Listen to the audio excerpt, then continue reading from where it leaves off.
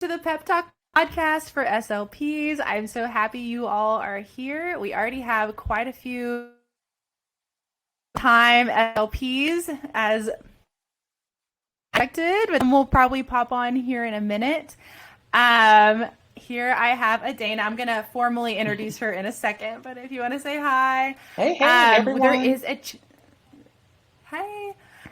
there is a chat. If everyone can find that, there should be a little chat bubble. I think it says chat underneath it, where you could ask some questions. There is going to be a live Q&A at the very end. And then also, if you guys want to just say hi, maybe say where you're from, we'd love to kind of hear that, and also double check that you can hear us okay, and also that the chat's working. So go ahead and make everyone on there. And we just kind of want to give a minute for all those that are going to be logging on in just a second. I don't see anything in the chat just yet. Adana, are you able to see the chat? I am. Sure. Look, actually, I can't see the chat. Now. Hello, everyone. Hey, Jackson. I can see it. Julie. Yeah. Northern. Hi. Oh, hey, everyone. Okay, Dallas. Wow. Hi, Stacy. Maine, oh, now Arizona. it's just like it must have lagged for a second. Oh, everyone like coming in. Yeah, San Diego. We have Ohio, Arizona, Maine. Oh, from everywhere. This is awesome.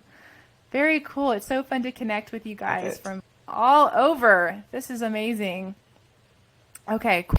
All right. Well, I'll be kind of monitoring the chat a little bit because I know Adana's gonna present her wonderful information for us. Let me get everything going and we'll get started. We'll go ahead and get going, and I know there might be some people that pop on, but that'll be totally fine. Let's see here. 1 second. Sorry. All right, here we go. All right, I'm ready to get started. Hey there, I'm Michelle Andrews, and I'm your host for the Pep Talk Pod. This episode is about creating a culturally responsive and inclusive SLP experience. My guest speaker today is Adanna Burrell. Hi there, Adana. Hello, how are you doing, Michelle? So glad to be here. Good. I am so excited to have you here. Let me give a quick bio about Adana for you guys. She is the owner and executive director of Speak It Therapy Solutions, a private practice and consulting group in Dallas, Texas. She is a member of ASHA. I knew I was going to forget how to say this. In Basel. In Basel, the DFW in Basel affiliate president. She serves as the co-chair of the TISHA, which is the Texas Speech and Hearing Association Diversity Committee, and the TISHA Program Committee, and also the VP-elect. Yeah, right? Starting in 2025, so excited. Very cool. Yes, and so Adana and I actually met and hung out at TISHA just a few months ago when it was Fort Worth. We had so much fun. It's always fun to meet a podcast guest in real life. Of course, then we actually talked later after we met about doing an episode, but we had a blast. It was really fun getting to meet you in real life. Yes. A new thing that's happening on the Pep Talk podcast is we are having a virtual Pep Talk podcast exhibit hall. And so we're going to take a look at our sponsor, and let me make sure it works for you guys. I haven't done this live yet. Look, I'm excited. The Type B SLP. There she is with a quick message for you guys. Hi there, Abby. Hi. Oh my gosh, this is so exciting. This is. Hello, Abby. Hi. Okay, hi. I just want to say hello really quick. I'm just popping in. I'm letting you guys know, as someone who is sponsoring tonight's episode, which is such a wonderful episode to be sponsoring. I'm really excited about that. I'm just letting you guys know you can save 20% off on my store. So you can actually use code PEPTALK in all caps at the Type B SLP. I'll be sticking around and listening to the episode, but I just wanted to pop in and say hi and I'm so excited to sponsor this. This is so cool. I'm so glad that Michelle is doing the sponsorship. So you can look at my link. I believe Michelle's going to put that in the show notes later on as well, to save 20% on my store. But I'm excited to listen. So enjoy the episode. Awesome. Thank you so much, Abby. Thanks, Abby. Let's see. Can you just... I'm going to go online myself, get some good stuff. Yes. Abby has some awesome stuff. Definitely go check out her website. All right. Thank you so much, Abby. I don't know if I have to take you out or if you, let's see. I don't know. You might, maybe your face will stick around. There's a way to take it off. Okay. She figured it out. Thank you, Abby. Sorry about that. Sometimes you got to just try things out for the first time live. You know, we just roll with things around here. Awesome. Roll with it. Yeah. Yeah, definitely. Thank you guys. All right. So let's dig in. First, we need to go over some formalities for the course by going over our financial disclosures. My financial disclosures are, I have a Teachers Pay Teachers, Boom Learning, Medley store under Pep Talk LLC. I'm also the founder and manager of the Pep Talk podcast.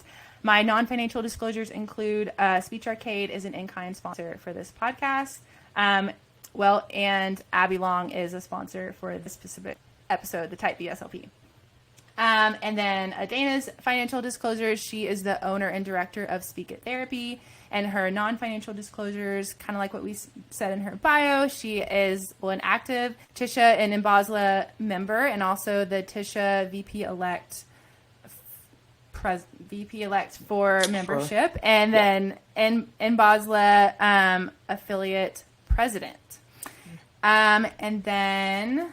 Did I miss anything? Were those your? No. Only other thing, okay. I do have a Teachers Pay Teacher store, and I do consulting. So that would be the only other financial disclosures that I have. Oh, perfect. Thank you for adding that. Yes. And good to let everybody know about those things. Perfect. So now here are our learner objectives for this course. Number 1, define the significance of promoting diversity, equity, and inclusion as it pertains to creating a culturally responsive professional practice. Number 2, describe the importance of cultural responsiveness and speech-language pathology practices. Number 3, list 3 strategies for fostering culturally inclusivity in SLP assessments and interventions. Number 4, define a personalized plan for implementing cultural responsiveness in their own SLP practices. Okay, we got through all that. So now let's get started. I'm so excited to hear from you, Adana. I guess you can just take it away. She's going to show you guys some slides. Awesome. Well, I am excited to take it away. So you should be seeing my screen shared with you all.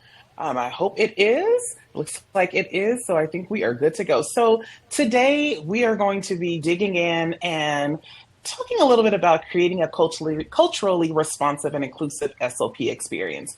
I can only imagine there have been probably lots of courses that you have attended within the last few years, learning about strategies to help you, and you just really dig deep and really take into consideration about what you need to do in order to create that experience. But I want to make sure that we're kind of digging in and just not focusing on, okay, what type of materials do I need? What type of assessments? But really taking a good kind of time to step back and really truly understand what is culturally responsive. What is that? There's a lot of words that have been thrown out within the last few years. And then also, are there anyone in the chat that probably is not really working with clients, but maybe on the hiring or administration side? There's a lot of pieces that we need to touch on, or if you are thinking about going there, how you can create a culturally responsive experience. All of this will go hand in hand as an SLP as we dig deep and just learn all of the strategies that we need. So these are just my disclosures. I think we kind of already went over them.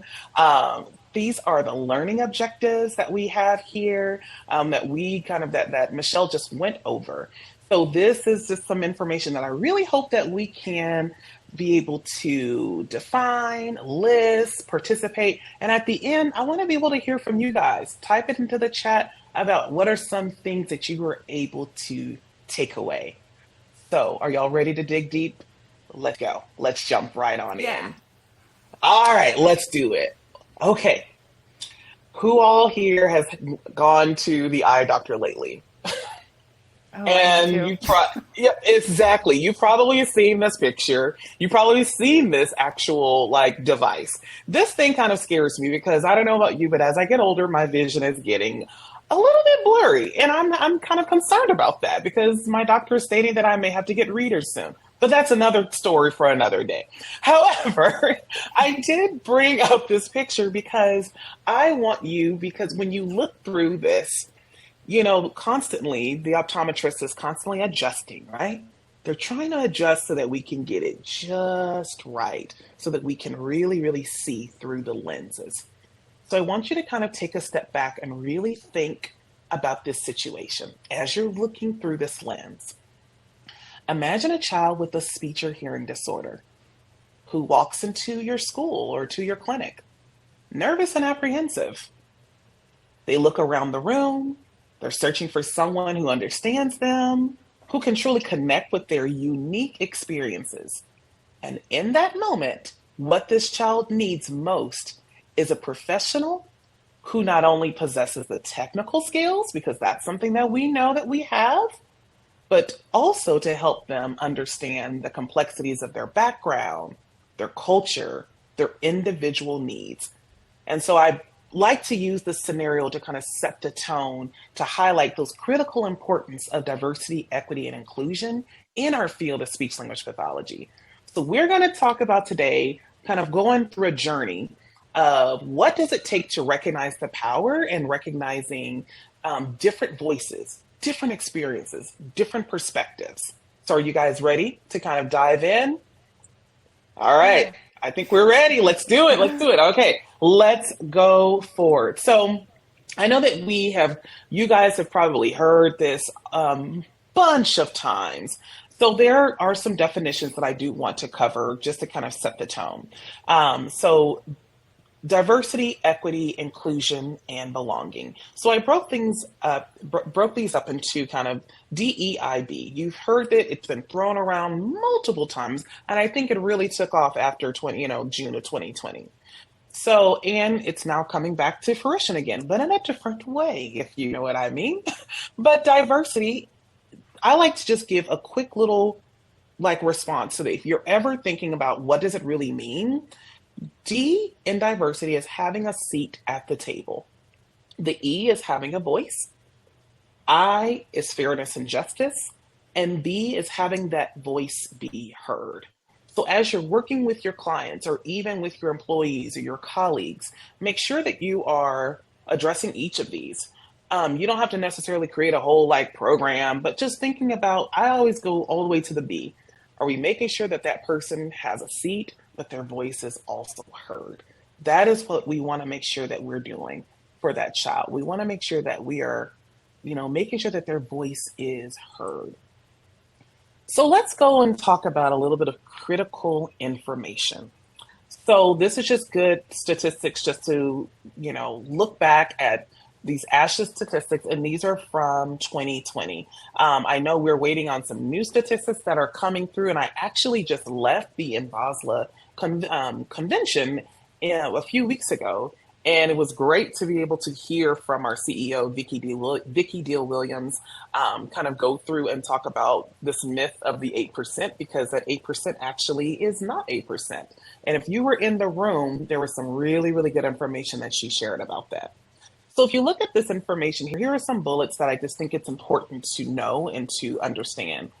We know that there is a lack of racially and ethnically diverse CSD professionals. I think we all are aware of that. And if you look at the disparity of how they are broken down, and I will show you a picture in just a minute, only 8.7% are, come from a diverse background.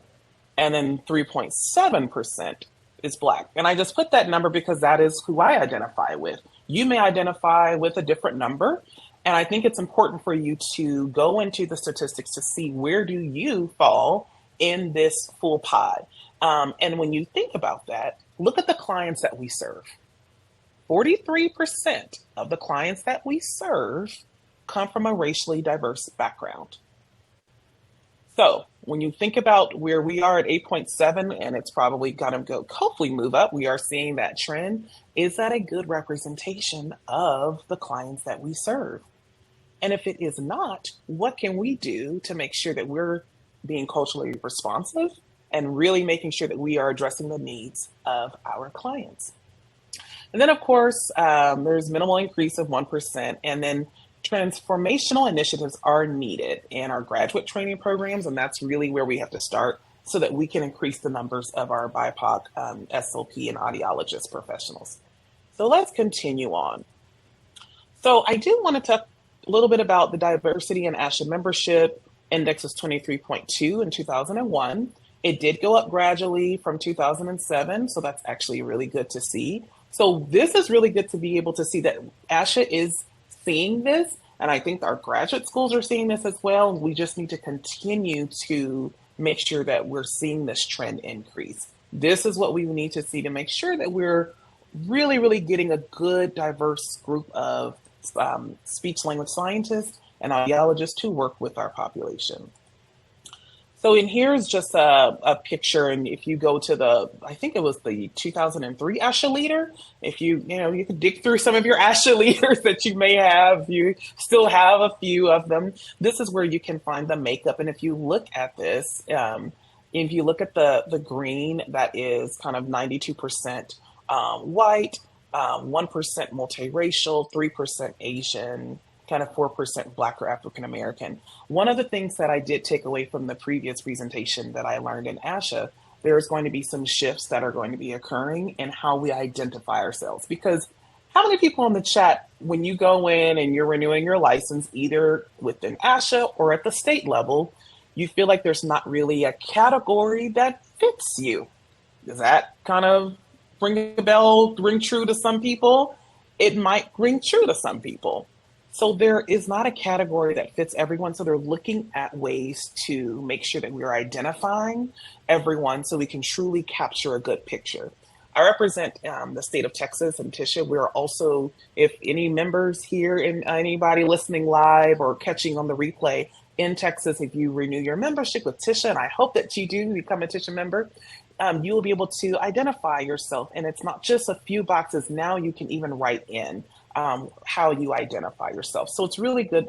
As you can see, the needle is moving. We are making shifts, and we are going back to that original picture. We are making sure that we are focusing a little bit more and really getting a good picture of where we are. So I don't know if anyone's heard of Cynthia St. Marshall, any of my Dallas people in the house. If you don't know Cynthia Marshall, she is the CEO of the Dallas Mavericks. Any basketball fans in the house are not having a good season right now, but that's okay. But she actually became the first Black female CEO in the history, and this was in 2018, in the history of the NBA.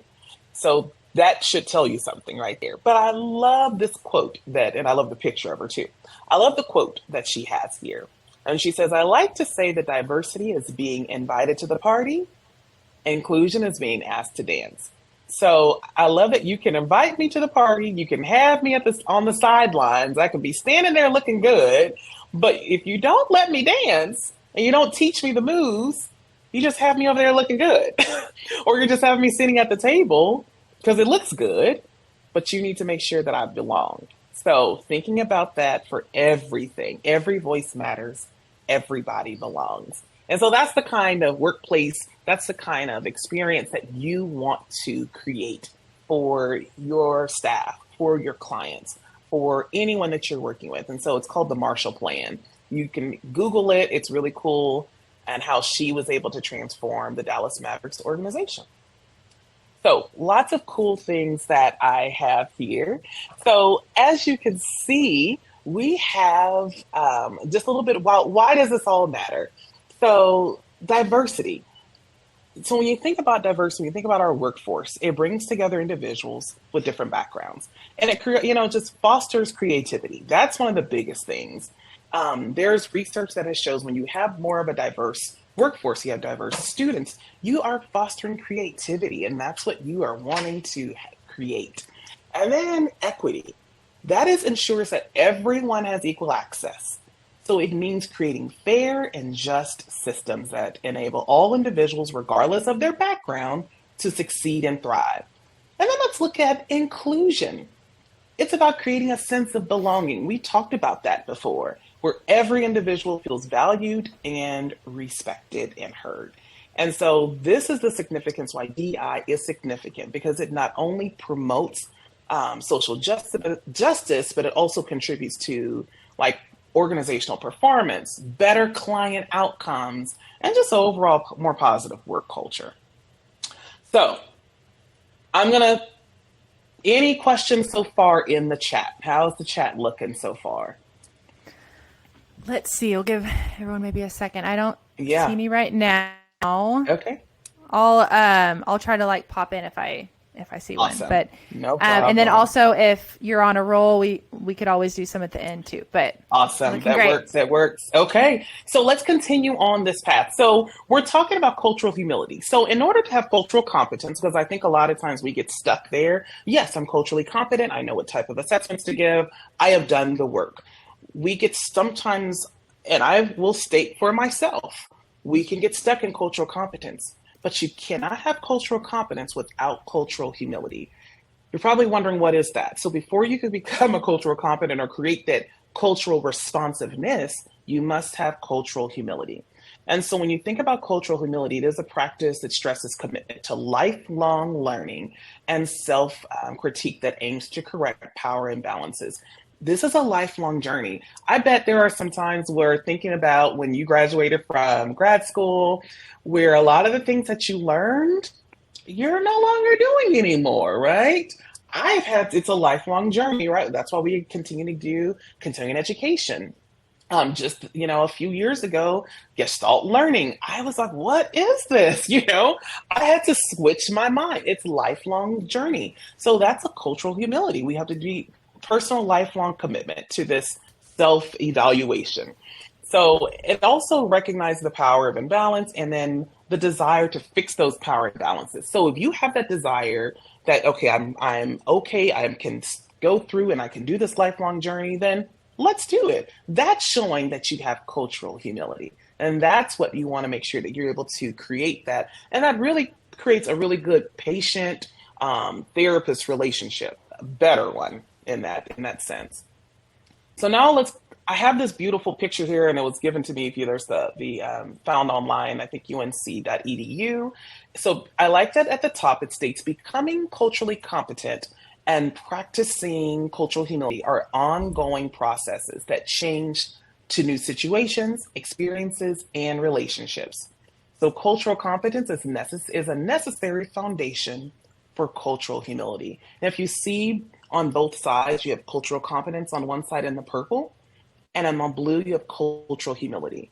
Competence, you're gaining the cultural knowledge, you're learning about the student, understanding what they do, you're developing that awareness. That cultural humility is holding those systems accountable. Okay, are we making sure that we're doing everything that we need to do to identify and making sure we're making good choices for this child? Are we making sure that we're putting things in place in our systems, in our schools, in our speech department, making sure we have the right assessments? That's holding those systems accountable.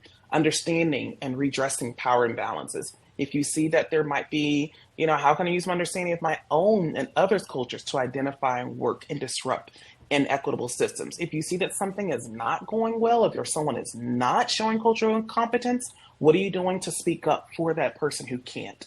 That is what cultural humility and how those two go hand in hand. And then this is a really cool graphic. I just think I'm a visual person.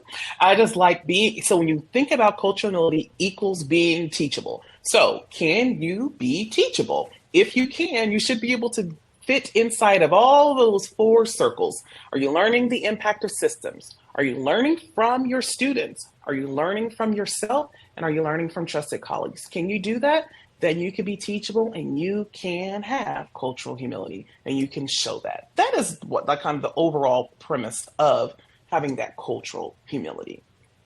So now let's jump right into cultural responsiveness. So it involves adapting one's approach to communication, assessment, and intervention to meet the unique needs and preferences of clients or students from diverse cultural backgrounds. Woof, that was a lot. When you think about it, just look at these three bullets. You want to have recognition of cultural competency. We talked about what that is. You want to recognize and respecting cultural differences. That goes into that cultural humility, right? And then you look at cultural responsiveness involves tailoring services to meet the needs of diverse populations. When you have that cultural competence, you have that cultural humility, now it's time to enact cultural responsiveness to day. That means you're recognizing those cultural variables. You're recognizing different things, and we're going to touch a little bit about intersectionality. You're recognizing that it's not all just about ethnicity or race. It's religion, language, socioeconomic background, gender identity, sexual orientation, ability, disability, and more. That's when you start to open up your mind like, okay, it's more than just a few things. We need to be mindful of how all of these cultural variables intersect and influence individuals' perspectives. And so that is what we're going to be talking about, respecting those cultural differences. And so it's a wide range of factors. So I want you to kind of think about you. What are some things that represent you? I can say that I am a woman, I'm Black, I'm a woman. That's first thing when you think about looking at yourself. Where did you come from? How did you grow up? What school did you go to? What opportunities were given to you? Think about all those different things and how they all intersect. So let's take a look at this picture of intersectionality. When you think about the interconnected nature of social categorizations, such as race, class, gender, regarded as creating overlapping, interdependent systems of discrimination or disadvantage, sometimes when people kind of put people in different boxes, that creates disadvantaged systems. So you could be falling into any one of those. You see how all of that can go to hand in hand? All of that is important. And with intersectionality, you have to make sure that you are, checking your privilege. Let's just go there. We want to make sure reflecting on these and consider how this impacts any discriminations that you do or don't experience. And then at the very core, you are going to start understanding the views of others, being able to honor their differences. And so I do want to let you guys know it's not the responsibility of anyone who's in a marginalized group to do all of the work in educating people on their experiences. This often does take a lot of emotional labor, believe me, I know, and it should never be taken for granted. So be prepared to help undertake some of that labor by doing your own research and just make space. Ask yourself if you're the right person to take up space or to speak on certain issues. So that is why intersectionality is so important. Has anyone seen the Wheel of Power and Privilege? Has anyone seen this? This, if you haven't, I have it in it's Sylvia Duckworth. It's created the Wheel of Power and Privilege. It's a visual representation of how power and privilege and social identities just all intersect. So I do want you guys to take a brief moment and kind of look at this power wheel and just look at this wheel and see where you fall. And if you look in the middle, that is where the power lies. And if you go further out, that's where more marginalized groups of people live. And see where you fit. Are you closer to the inside of the power, or are you further out on the marginalized sections?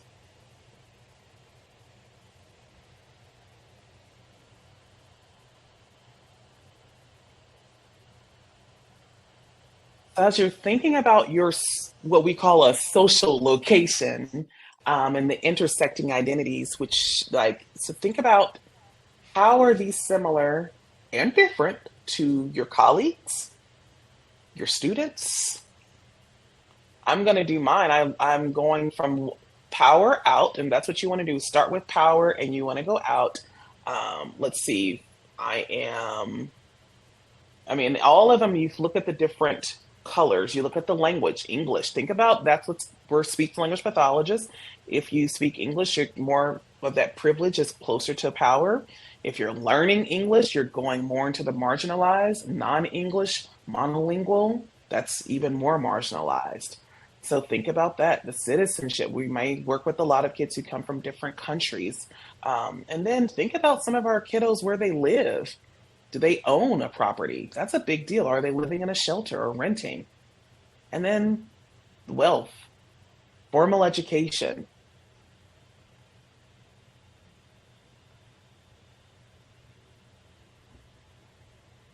Neurodivergence. All of these kind of help to picture like how are these similar to some of your colleagues or your students? How close or far away from the center are you?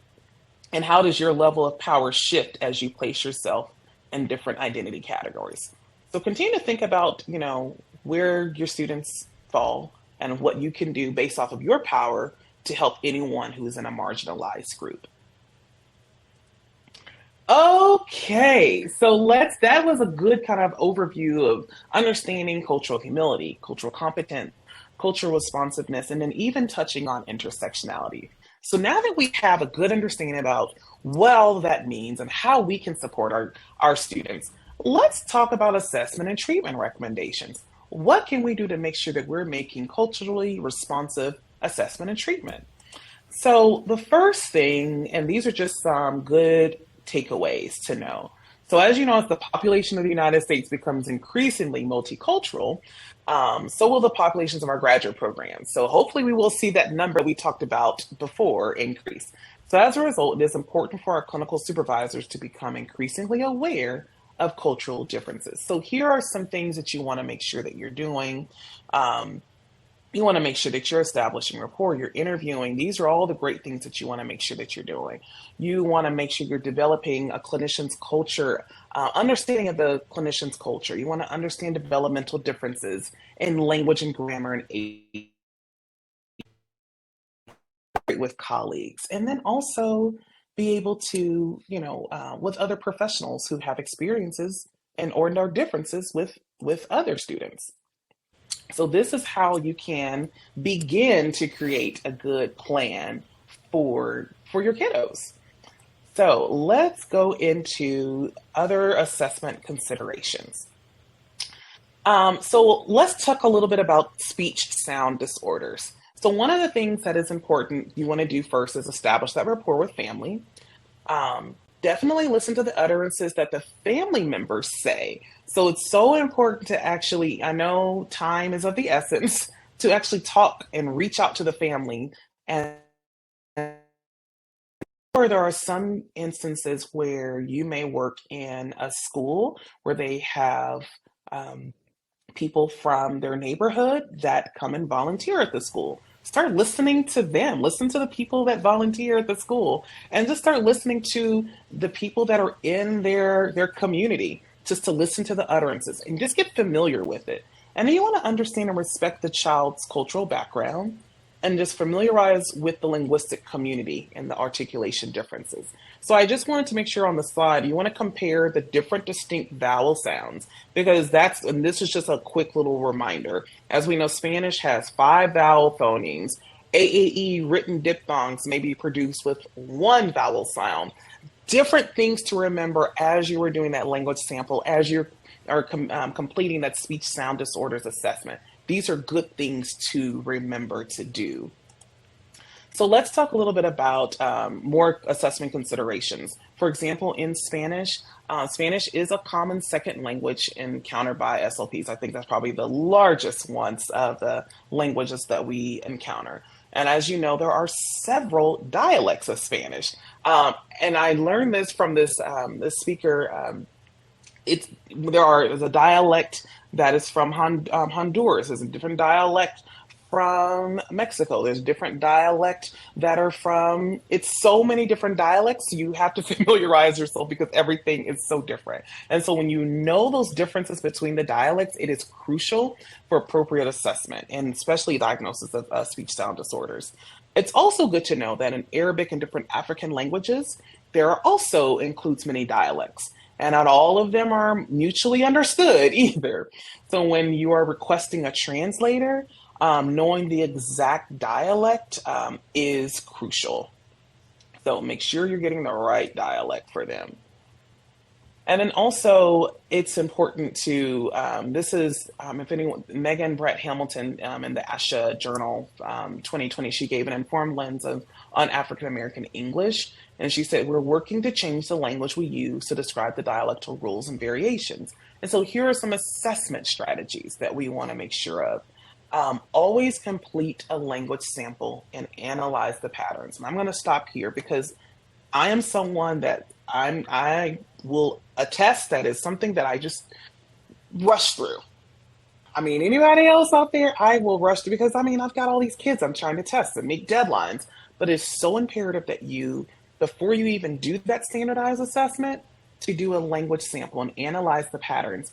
And one of the things that Megan Brett Hamilton mentioned in speaking with her is that when you're listening for the pattern, you're listening for, are the rules being followed within this distinct rule governed phonological linguistic system?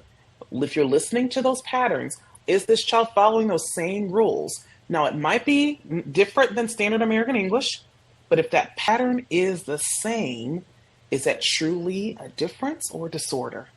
So really, truly listen to the patterns. That's why the language sample is so, so key. I have totally switched the way that I do assessments now and go straight to the language sample first. And then I do dynamic assessment, and then I'll do a standardized measure. So that's kind of the way that I approach assessments now. And then it's important to print off charts and look at them while you're writing your evaluation report. If you have a chart, there's different charts that will state like different sound disorders, linguistic characteristics of Mandarin, of Arabic, of African American English, of Spanish. Pull those out and be able to pick apart that language sample to see, does this fall into this pattern? Okay, I'm seeing the same pattern. And that will help you to identify if this child truly has a disorder or just a difference. And then really get to know the linguistic variations. Just truly, differentiate between speech language, difference or disorder, and determine at the end if that standardized measure is really appropriate. There are some standardized measures that may not be the best measure for that student. We do know that there are standardized measures that do not completely, many of our students who come from marginalized groups do not perform well on many of the standardized measures because they were not normed on a wide variety of dialects and of students that come from a wide variety of marginalized groups. So really, truly look at that standardized measure to see if it is appropriate. Consider dynamic assessments. And if you do not know what dynamic assessment is, Google it. There's tons of research online, and there's many speakers that have produce different information about using dynamic assessments. SLAM cards are one that I have readily available, and the Delve. The Delve is something that I have recently started using. It is actually the Delve. If you're not familiar with the Delve, it is called the Diagnostic Evaluation of Language Variation. It is the first test that is designed to be dialect neutral with respect to AAE, and it's non-discriminatory to non-SAE users. So you can have your difference or disorder language analysis and a standardized measure if you use the Delve. So if you haven't considered that, look into it. It's actually a really good measure. And some other intervention considerations. So now we talked a little bit about... Hey, Adana? Yeah. Can I interrupt you for a second? Sure. Brenda asked if you could repeat what Delve stands for one more time. Absolutely. Hear it again. Yes, so it's Diagnostic Evaluation of Language Variation. Thank you. Yeah, it's a really, really, really good assessment. Oh, awesome. And Molly found a link and just sent it into the chat. So you guys can see that. Thanks, Molly. So now we've kind of talked a little bit about some, assessment, some treatment, and now let's go to assessment considerations. Let's go to some intervention considerations. So one of the things you want to take away as intervention considerations are these three main pieces. You want to make sure you have family community engagement. You want to make sure you're having language supports, multilingualism, and then cultural responsiveness in your therapy settings. So if you see here, you want to recognize and value the role, establish open lines of communication with families, Involve the families in your goal setting and decision making. Collaborate with community organizations. A lot of people don't realize that there's a lot of community organizations that are waiting and willing to help you out, especially when it comes to like any cultural differences or cultural background that you just don't know of. And you give them a call and they're like sending you things left and right. I worked in a district where we had, oh my gosh, probably over 25 dialects or 30 dialects. And they all had their different cultural organizations that we would reach out to. And that's where we got a lot of our interpreters from, too. And then when you think about language support, acknowledge and respect the student's language, provide assessment and intervention materials that is in the student's primary language whenever possible. Ensure that the assessment and interventions consider the linguistic nuances, which we talked about before. And then lastly, create a culturally welcoming and inclusive therapy environment. So incorporating culturally relevant decor. So when you think about, there's so many things that like we have Black History Month, we have Spanish Heritage Month, and we had Chinese New Year. Incorporate that decor or into your therapy setting. Incorporate literature and resources. Nothing says that child feels seen and heard than seeing a story of a child that looks like them. I was giving an assessment to a student, this is an example, and I wasn't really getting much out of him out of that standardized measure. So then I used slam cards, and I picked some slam cards of children that looked like him. And then when I was doing my language sample, I chose a book about this young man. He looked like him. He was an African-American student, and he was building rockets because this kid really loves science. And so all of that combined, let me tell you, that language sample was awesome. And he opened up more because he saw someone that looked like him. That goes all the way back to what I discussed before, the B and DEIB. He felt like he belonged. And then use culturally familiar contexts and examples to facilitate the learning. You know, it's always good to kind of bring in what are some things that, you know, this family does in their culture. I mean, we just finished having Eid. You can talk about different experiences that children experienced there. And then also when they were going through Ramadan, why were they fasting? And you can talk about that. Now we're getting ready to go into different pieces. So those bring in those different kind of cultural examples, and that can help to facilitate learning. And you can get lots of language because kids can start readily to discuss a little bit more about them. So I do want to touch on very quickly about some hiring practices and strategies because we might have some people online that like, you know, well, Dana, I'm not in the classroom and I'm not in the therapy setting anymore. I just do evals from time to time, but I do a lot of hiring. I'm interviewing constantly. What do I need to do to make sure that I'm being culturally responsive in my hiring practices? So here are a few things to just make note of. When you are hiring, these are some things where you're doing the screening process. When you're looking at resumes, if you have an HR person or if you have a group of people that are reviewing resumes, consider redacting the names because I know for a fact people have gotten their resumes thrown out because of their names sounded too, it was, you know, very different than anyone else. So redact the names and only focus on what that person is bringing. Home institutions, assigning numbers. So you can say, you know, applicant 1, 2, 3. And that is important to really make sure you're having a good screening process. Use a matrix of preferred skills. So don't just say we're looking for a good fit. Exactly what does that need to look like? Create that matrix of exactly what you're needing what you need for your setting. And so that you stick to that. So you're not just choosing someone based off of, well, she was a good friend of mine, or we went to the same grad school. And then work with diverse populations, alignment with values, making sure that when you're hiring someone, do they align with the organization's value? Do they, you know, show that they're family centered? They understand neurodiversity. You're engaged in ongoing learning. And then look at their resume. Sometimes experiences show the resilience, not just their practicums or where they work, but the experiences show a lot about them. And then if you can, if it's virtual, one of the things I did learn from a hiring manager is provide a background to use, if at all possible, because you never know where they fall in that wheel of power and privilege, where they live. They may live in a house with their grandmother, their cousins and everyone, and they don't have a room to actually do their virtual interview. So consider that. And then if there's any pertinent information, send that in advance and make sure your questions are standardized.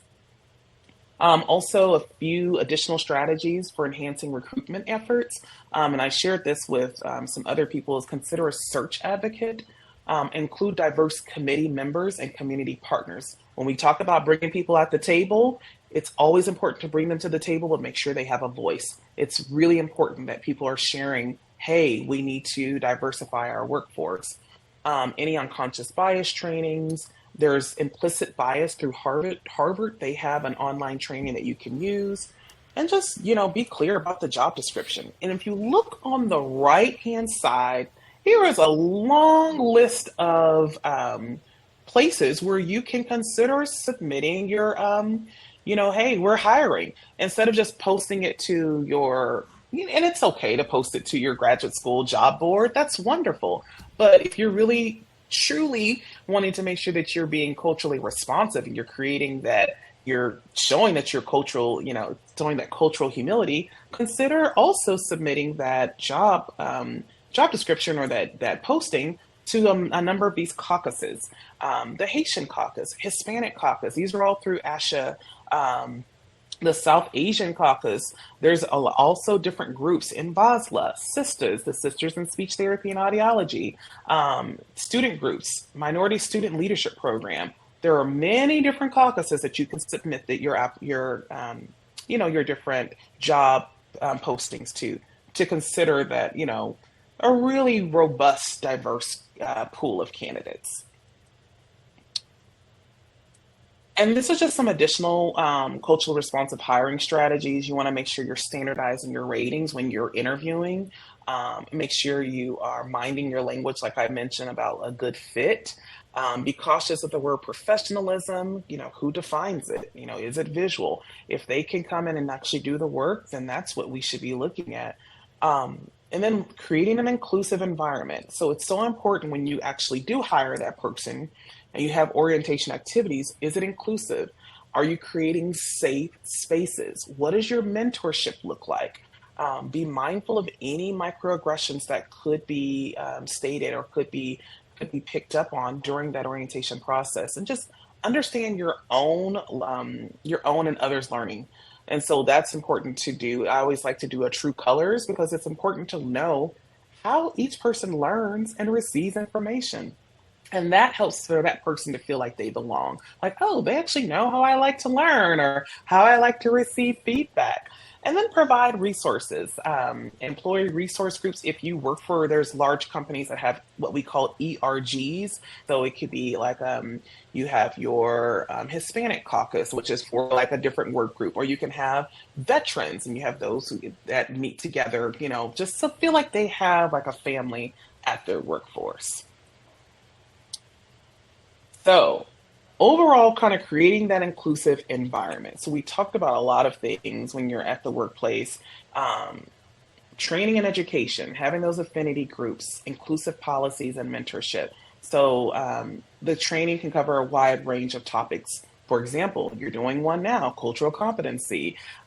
You're doing different, affinity groups. Affinity groups would be, like holding spaces for employees who share common identities. That's an affinity group. And even if you work for a small organization, why not start one? That's like the perfect time. And then make sure your policies are inclusive. So we talked about a lot of things today. When you think about these two pictures, we have fixed mindset and then a growth mindset.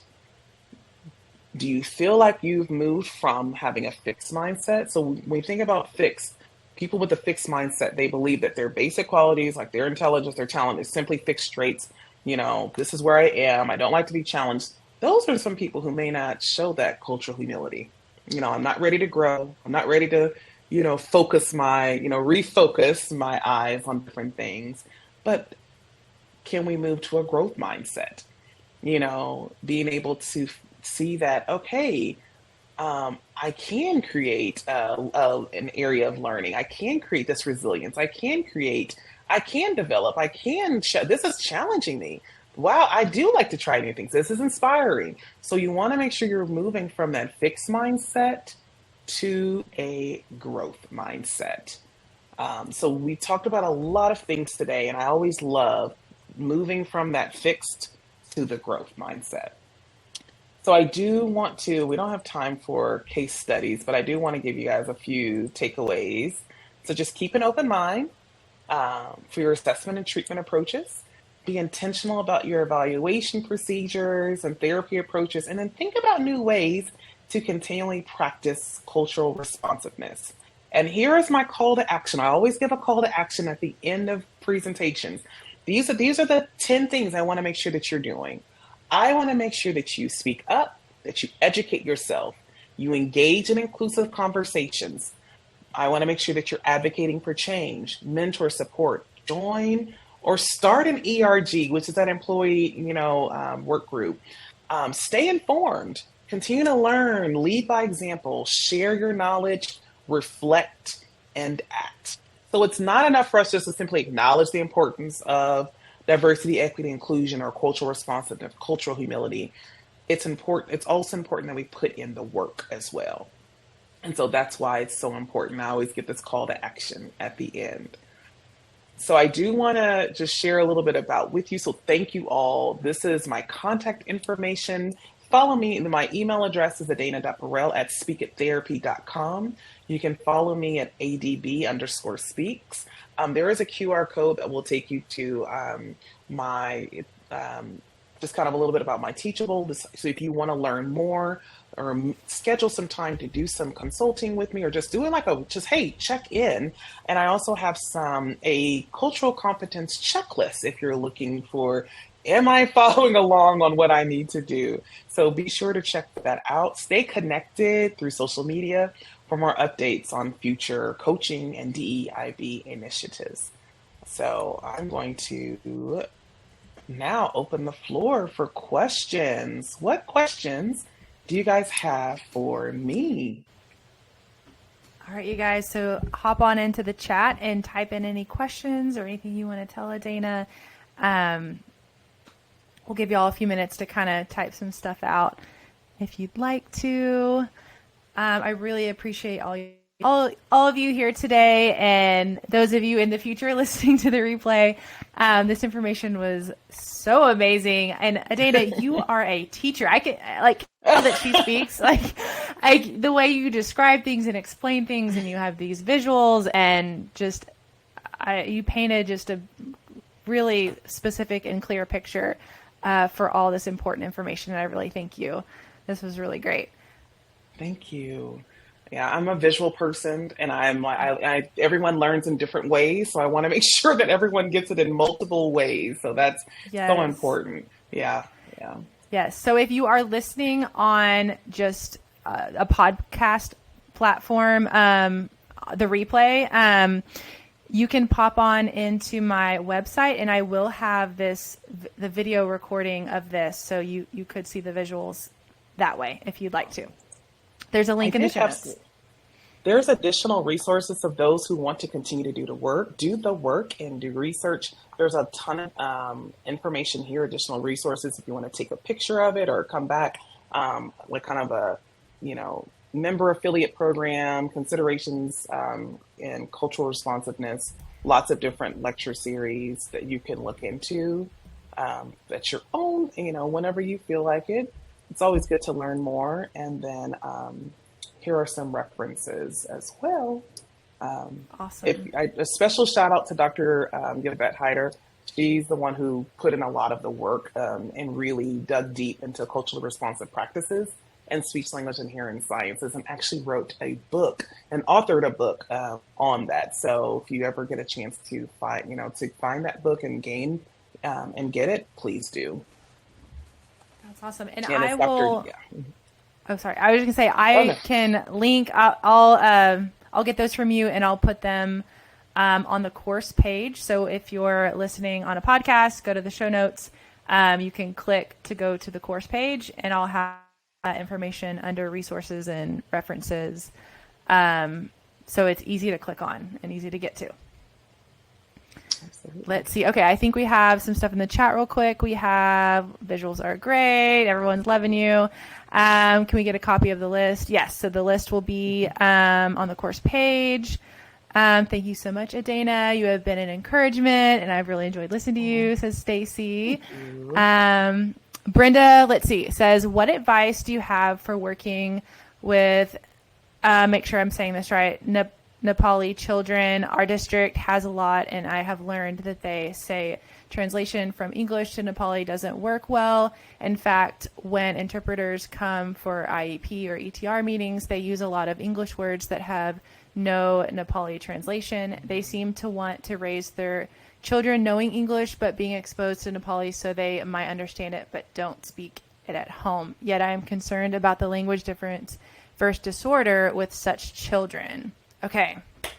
Yeah, that's a good one. So Nepali, one of the things I would say is, have you had a chance to get in contact with one of the kind of community groups? Because you may, like the interpreter that they are bringing in might be okay, but it's really good to connect with the community group to really make sure you're getting a good understanding. One of the things that I have done is actually talk to community groups, and they have provided me with like different words that I didn't know on like a little sheet. And those are things that are helpful for me. Like some of the words that were translated into English. What does this mean? This child says this. Is this something that is stated in Nepali? So reach out to one of those community groups that speak Nepali or that come from that cultural background, and then also get a chance to just listen to the family. And it might be good to pick up on a few of those words. So that might be a good thing to use. And then really, truly, I don't know how long the child has been in the United States. Partner, it's always good to collaborate with your ESL teachers. And then also just really find out from the teacher, what is it that they're truly not understanding? Was it receptively? What does the expressive language look like? What are some things that we could do to put in place? Because a lot of times, people are referring way too early because they haven't had a chance to gain the actual school language. So yeah, reach out to that community group. They probably will have a lot more information for you, and they can probably provide more interpreters that actually speak maybe in that dialect that that child needs. Hopefully that helps. That's a great question. Yeah, that was very helpful. Thanks for asking that question and answering that very thoroughly. Let's see. Ruth says she's asking about getting credit, getting your certificate. Yes. So I'm going to go ahead and send the link right now to you guys in the show notes. You'll get an email as well. If you're listening on the replay, it's in the show notes. You just click on there. There is a small processing fee of $8. You will just take a quick quiz just to make sure that you listened and paid attention, and then you will get your quiz. You will get your certificate of completion. Now this is an app. So ASHA approves TISHA CEU. So this is a TISHA CEU. So ASHA approved professional development hour. And then if you live in Texas and you're a TISHA member, you can fill out the form also at the end. It's after the quiz, and I can send your hour to your TISHA registry. Let's see.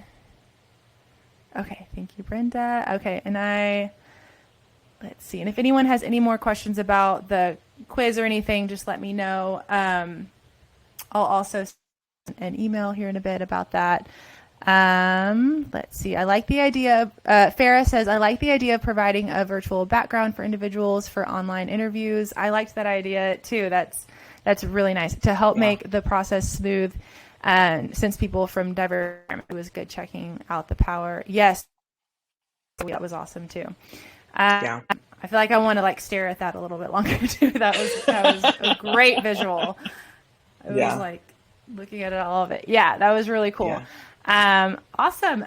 Let's see. So we have one reminder. Our sponsor for this episode is Abby Long from the Type B SLP, and she graciously is giving a code PEP TALK, all caps PEP TALK, to get 20% off her website, the PEP TALK, the Type B SLP.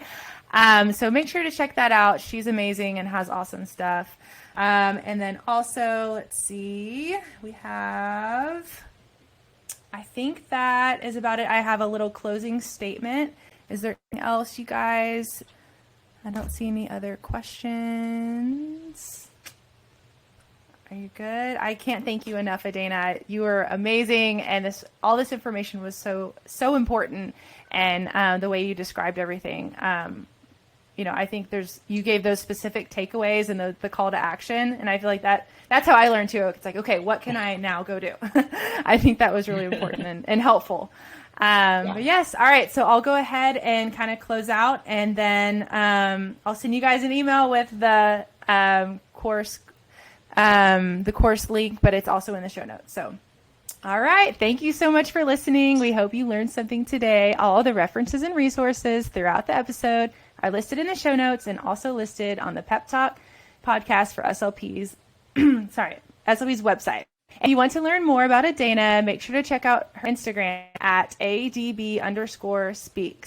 Adana, thanks so much for joining me here today. Thank you. Bye, everyone. Bye, everyone.